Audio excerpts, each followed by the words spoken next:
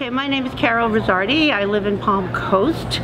I'm a retired teacher, and before I was a teacher, I was in business for 15 years, so business 15, teaching 20. And I'm here today because I support what Mr. Gillum has to offer. I support what Nancy Soderberg has to offer. Both of them are very strong platforms for health care. We cannot be the richest country on the planet and have people dying because they cannot afford insulin. That's just not, that's untenable. That cannot continue. Healthcare should not just be for the rich. My husband's retired military. He's supposed to have good health care with TRICARE, yet when he had heart surgery, we got a bill for almost $250,000. Right? We couldn't pay that on a teacher's salary at the time. So, you know, it's a serious issue for people all over the country. I think the Democrat in the governor's race this year has a really good chance of winning, first of all, because he is an amazing candidate. He stands for all of us. He doesn't want to leave anybody left behind. His message is a positive one. Let's do it together, Florida. So, Doug, just tell me a little bit about why you're here today, what you're, hoping to hear about, maybe from Andrew Gillum. Well, I think mainly I'm here because I want to support the Democratic Party, and I think Andrew Gillum has shown a kind of enthusiasm and honesty about providing a change that I think that is definitely needed. We need people who are going to be more concerned about the entire population, not just the privileged few, it seems. And I think he is committed to do that. He's indicated through some of his conversations and through some of his speeches that he's trying to help us all, not just a few. My name is Gary Perkins of Bunnell, Florida. I work at a nonprofit. I am a registered voter here in Bunnell, Florida. And why? What's the?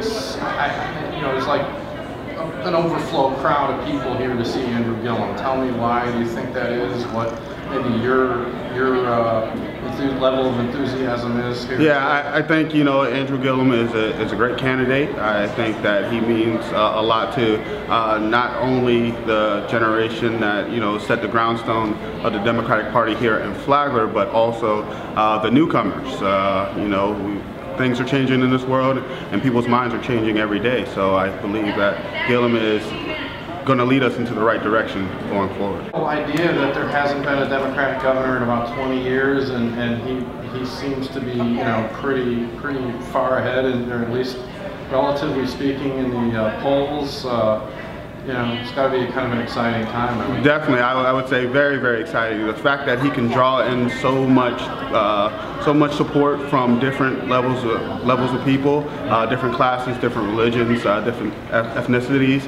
I think it's very important, and it's a candidate that I can stand behind because it's not, white and black thing. He's able to reach across those aisles and get things done here in Florida. We're going to put the interest of the people of the state of Florida first again here in the state of Florida. We're going to put our interests back at the core, back at the center. But not only are we going to do that by leading into the challenges of our environment, we're also going to turn the challenges of our environment into an economic opportunity moment for the state of Florida.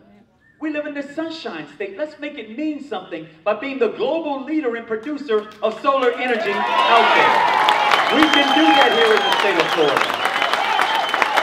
We ought to be leading. We ought to be leading in this area, yet we're following the other states. Florida, the Sunshine State. And guess what? By leading into a solar energy and renewable energy and battery storage and technology and all the other innovations that have yet to be thought of, we could lead not only this nation, but the rest of the world in planning a new blueprint for what you do, how you survive in the age of global climate change here in the state of Florida and its impacts around the world, right? We're going to do that when we win this race, but we won't stop there. When we win this race, you're going to have a governor who actually believes that we ought to treat health care as a right and not a privilege, and begin by expanding access to Medicaid for over 800,000 people in the state of Florida. 800,000. Now my opponent, your Congress member, the reason why he says he's not interested in expanding Medicaid and why he doesn't believe health care is a right because anybody who wants health care can go to an emergency room. That's what he said. I get why he ain't running for re-election. Y'all don't like him much around here. But this is where he's short-sighted, probably in a lot of ways, but in this one in particular. If we expand Medicaid in the state of Florida, not only will we make sure that over 600,000 people get access to life-saving medicine, we will pull down overnight $6 billion from the federal government that right now is being distributed to other states, all because we don't like Obamacare or the Affordable Care Act. Well, let me tell you something, y'all. When you're the governor of the state of Florida, your job is to do what is in the best interest of the people of the state of Florida. It is in the best interest of the people of the state of Florida to expand Medicaid. And guess what? Not only will we pull down those resources for those of us who do have access to health insurance, I'm one of them.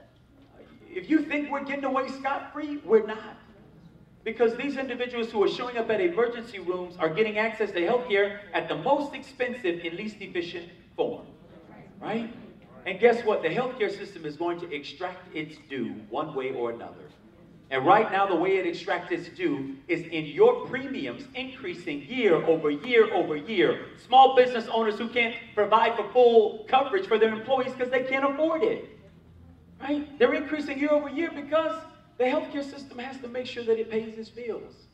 Well, if we got to pay our bills anyway, why wouldn't we do it in a way that saves us money and expands access to healthcare? Right? This isn't radical. This is not a Republican or Democrat or independent. This is commonsensical. This is basic. This is human. This is what we ought to do, and I'm committed to doing so when we win this race for governor. But we won't stop there. We won't stop there. When we win this race, we are going to pay teachers what they are worth for doing the most difficult job that exists on earth. Right? These are the folks. These are the folks. And listen, y'all, I believe this at my core. I'm so thankful for the teachers and the lunchroom men and women and the janitors and the classroom assistants and the folks who worked at ESC and in so many other ways that interceded in our lives. That when I thought I had reached my max, I had a teacher who just pushed me a little bit further. I had that lunchroom lady who just threw a little extra serving of something because she saw I wasn't having a good day. And it's okay, baby, hold your head up. All of those individuals who poured into me, who shaped me, molded me, inspired me, pushed me when I thought I had reached my limits. These are the people who right now in the state of Florida, we pay on average a teacher's salary that is the 45th lowest of all 50 states. 45th lowest. We're the 3rd largest state in America. Right? Somebody says shame, but my grandmother would hear, she would say crying shame. Because some shame is worth crying about. And the way that we treat our teachers, our professionals, our paraprofessionals, our students, our families in Florida's education system is a crying shame. But when we win this race, we're going to start by paying teachers what they're worth. We're going to expand access to high quality early learning.